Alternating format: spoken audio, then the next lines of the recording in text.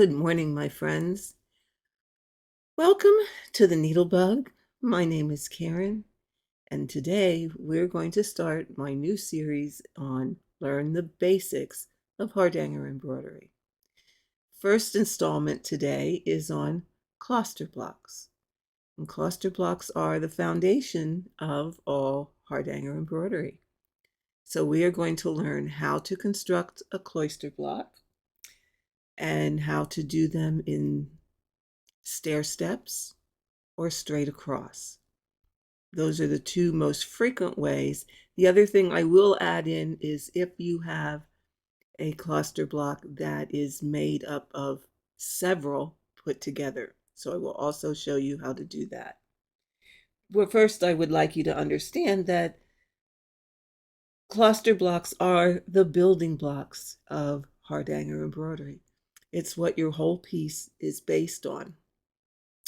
So we need to understand also that their placement and construction needs to be perfect. Not to scare you, but just to emphasize the point that unlike cross stitch where, yeah, you can fudge things pretty easily, you can't do that in Hardanger embroidery.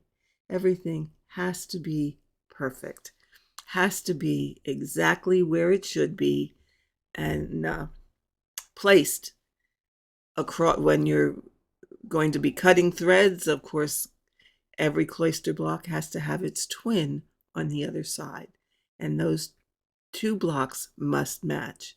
So we're going to look at now how to stitch a cluster block and then the various ways that they can be stitched.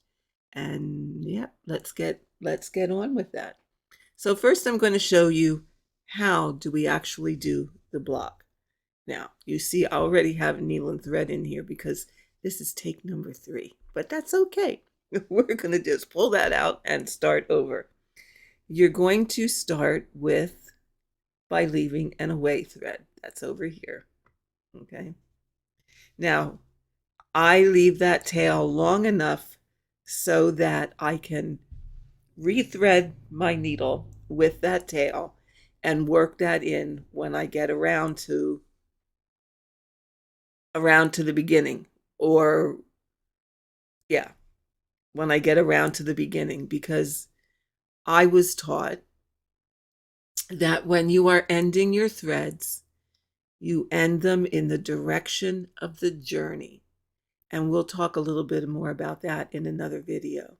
So that is why I leave a tail long enough, because I'm going to end the thread in the blocks that come up on this side of this one. So to do a block, the basic construction of a cluster block is 5 satin stitches over 4 threads of fabric. Now today, to make it easier for you to see and understand, I'm using 22 count Hardanger fabric with size 8 pearl cotton. Normally you would use size 5, but I want you to be able to see.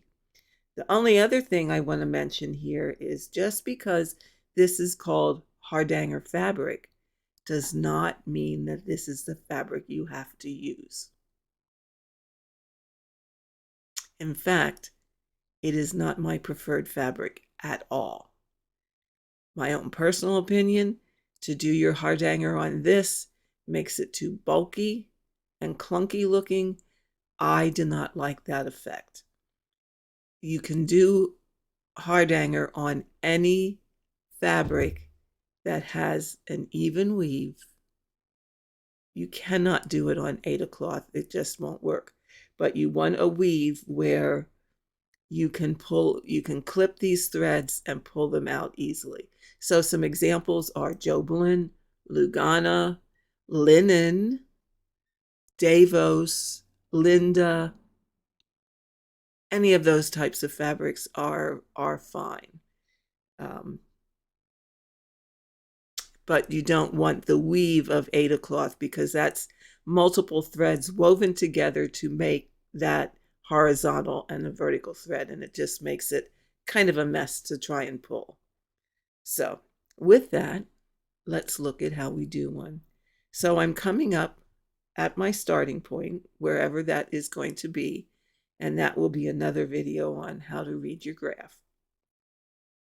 And I'm going to count down 4 fabric threads. 1, 2, 3, and 4. Now, you can do this as a stick and stab. My advice to you, if you can, is do it as a sewing method. So that I'm going to go down, put my needle down through the fabric, 4 threads down, and I'm going to come up in the hole next to where I started. Okay? And I am using a hoop. However, I have my fabric loose enough in the hoop in order to be able to manipulate it to be able to do a sewing method. So there's one satin stitch. This is satin stitch number 2. Again, go down through the fabric directly underneath where you came up, and then come up 1 thread to your left. Now, as I said, I probably do mine a little bit backwards from what you're going to see in many books. What you also see in many books is directions to work those blocks moving away from you. I prefer to work those blocks moving towards me, which is why my directions are probably a little bit backwards from what you see. So, but I'll show you that in a sec. So here is the 3rd.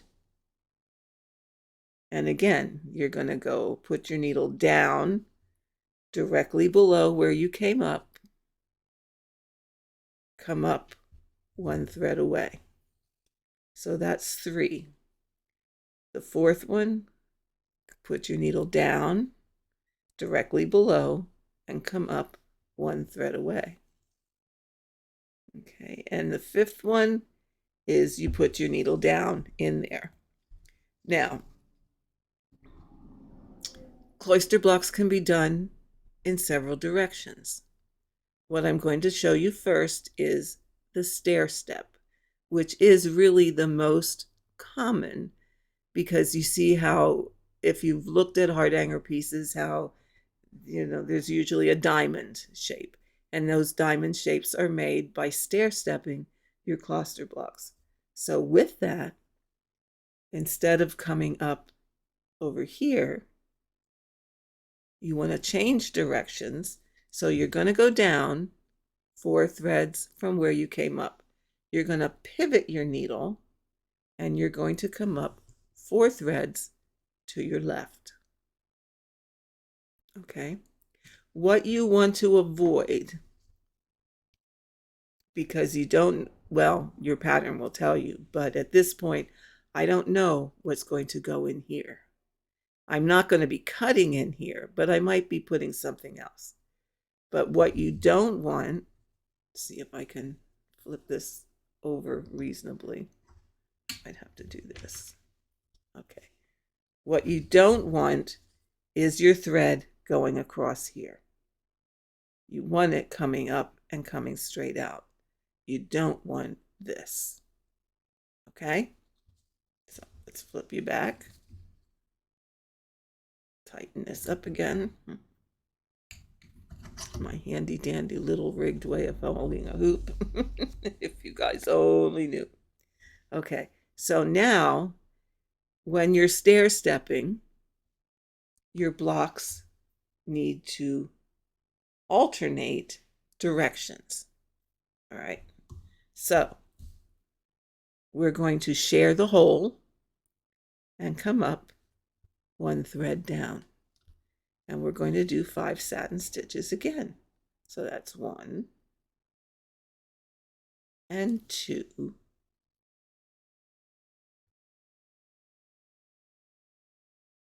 and 3 and 4 and 5. Okay, so do you see how they alternate? 1, 2. Now, when I came up here, if you took notice, I shared the hole.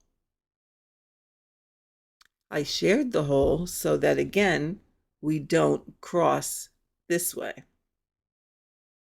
Okay, because you don't want those long diagonals on the back of your work. So now I'm going to repeat this block. 1, 2, 3, 4.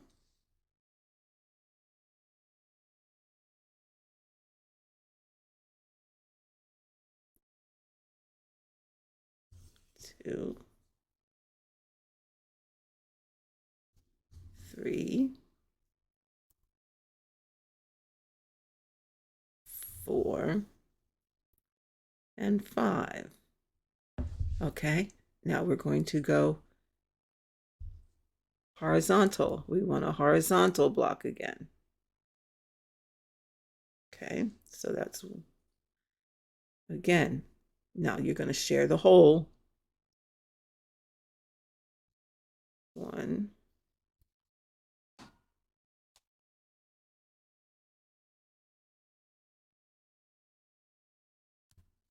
2,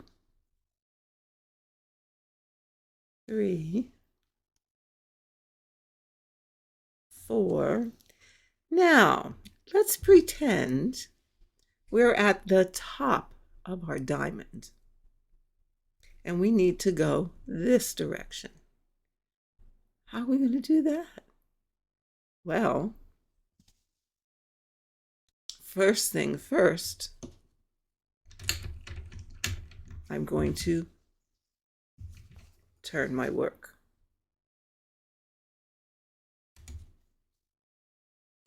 Okay, see if I get it back in my handy dandy little clamp here and adjust my camera here.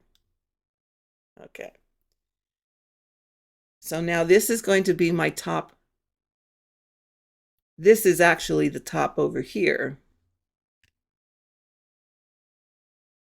Okay, but I turned my work, so this is the top of my diamond and I need to come down this direction. So to do as we did before, you would bring your needle down and you would come up over here and share the hole. But now we're changing the direction of our stairs. So we're going to come over here and now we can go down this way. Okay. So I'm just going to do, and it's always the same, 5 satin stitches over 4 threads of fabric. Now, let me say this. The reason I prefer to do the sewing method, to sew this rather than stick and stab, is because 1, 2, 3, 4, this is 5, and we're going to share the hole. Okay.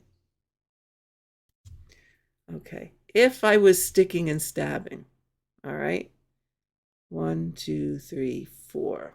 So I'm going to stick here. What you cannot do is take a shortcut and come up here and go down here. Because, again, let me flip you over and show you why. Okay, find the camera, find the camera. Okay, do you see the difference? Do you see that? Okay, and you would come up here. All right, and you would do the same thing there. Okay. Oh, where did it go? There we go. See that? What do you think would happen? What happens is there's nothing securing these threads, so that when you cut along here, because that's where you're going to cut here, Well, you're going to cut here, here, and here. Here, here, and here. Which means you're not going to cut here, but you're going to cut here, here. So what would happen? There's nothing to hold this stitch in place. This is going to fall apart. So that, my friends, is the reason that you cannot. Okay, I'm just going to hold the phone here. Put this back.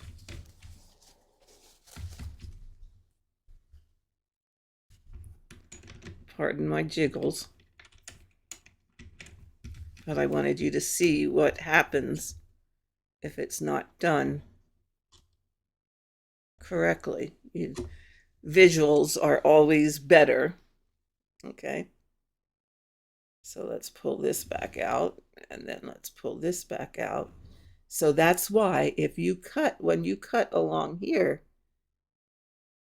if you have stitched in that manner, things are going to fall apart and you are going to lose your building blocks. Now, the other thing you want to note is I have a wee mistake. Do you see what it is? And by rights, I should go back and fix that. Okay. Do you see how that doesn't match up exactly? Because I inadvertently went between these two. Do you see it? I went between those two threads instead of in this individual, instead of in this hole. I slipped and went in there. So by rights, that needs to come out and be fixed. So I would have to, 2, 3, 4, 5. I would have to, 1, 2, 3, 4. I would have to go back and fix that. And the only way to fix that is take this out, take this out, take this out, and do it correctly. Okay? Because I don't want to risk things not staying together correctly when I cut. So that is how you stair step. That is how you change directions. If you make a mistake, go back and fix it as soon as you find it. Now, the other thing is, and I'm not going to flip it again, if you have trouble figuring out where your mistake is, the easiest way to do that is flip your work to the wrong side, and you should be able to easily see where your mistakes are. Okay? They show up rather nicely on the wrong side of your fabric. Okay? All right. Did my cat steal my ball of pearl cotton? God. All right, because I need a new piece of thread now.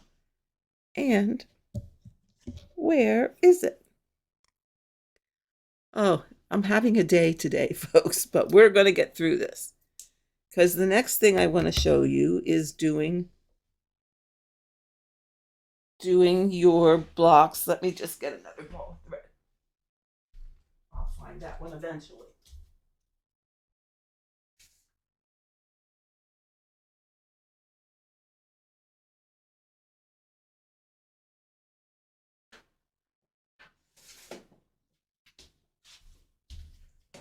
Okay, sorry about that. Let's make it look Christmassy.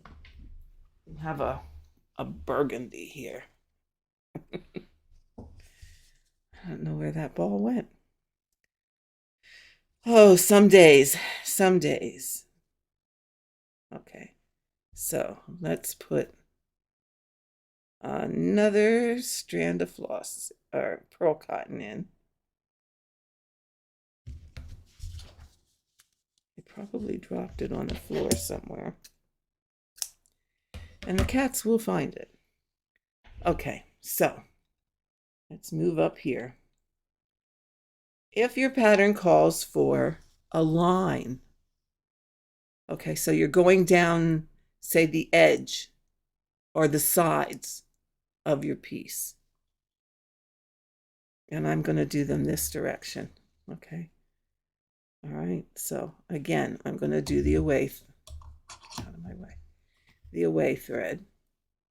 And I'm going to come up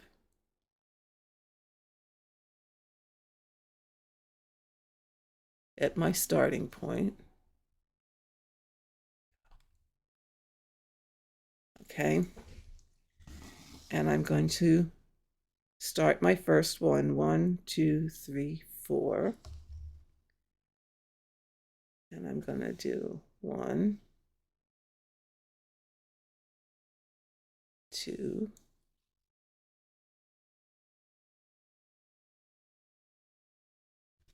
3, 4, 5. Now, I want to do them in a straight line down the side. So, what do you think? What should I do? I'm going to skip 4 threads. 1, 2, 3, 4, and I'm going to come up here. Being careful not to split. This is why I don't like Hardanger fabric. I don't like that double thread business. Okay. Okay. So there we have one block. We skip 4 threads. 1, 2, 3, 4. And we're going to do 5 satin stitches again.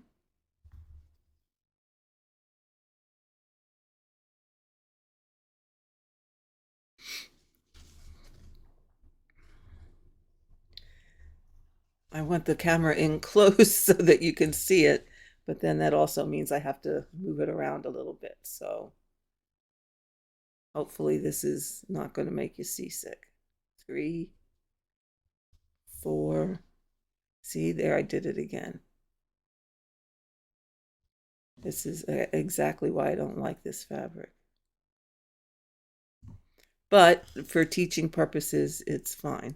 2, 4, 5, and then I'm going to skip 4 again. 1, 2, 3, 4, and come up here.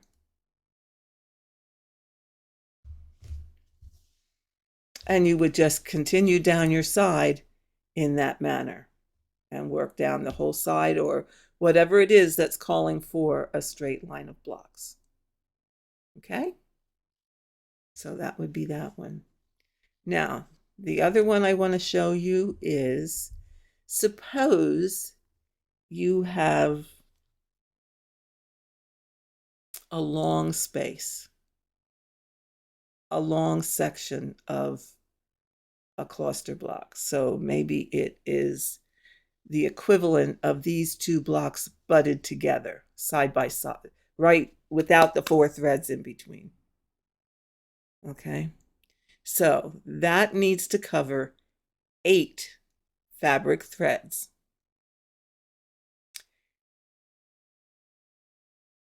You will need to do 9 satin stitches.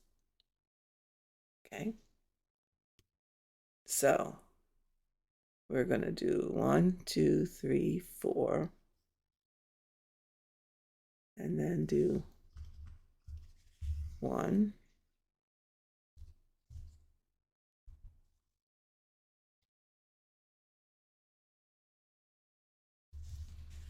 2, 3, 4. Okay, here's 5. So that would be your first block, and that's covering 4 threads. 1, 2, 3, 4 across. Okay, so that's 5. 6, 7, 8, and 9. And I'm just going to bring my needle up over here. So when you're cutting, you will be able to cut 1, 2, 3, 4, 5, 6, 7, 8. Okay? Sometimes there are filling stitches that require you to cut 8, or maybe you're just going to cut the 4. There's different filling stitches that will have you cut different threads within this 8. Okay? So you may just cut the middle 4 and wrap those, and the middle 4 on this side and wrap those. And that will give you a different filling stitch. So that is how to do a straight line of satin stitches that are part of your cluster blocks. Okay? It may be you might have to do more, and you may be cutting at various sequence places along that line of blocks. Okay? But the whole thing is, if you need to cover 8 threads, you do 9 stitches. If you need to cover 12 threads, you do 13 stitches. It's always one more than the amount of threads that you need within that section of block, because it needs to have an end one to hold things together.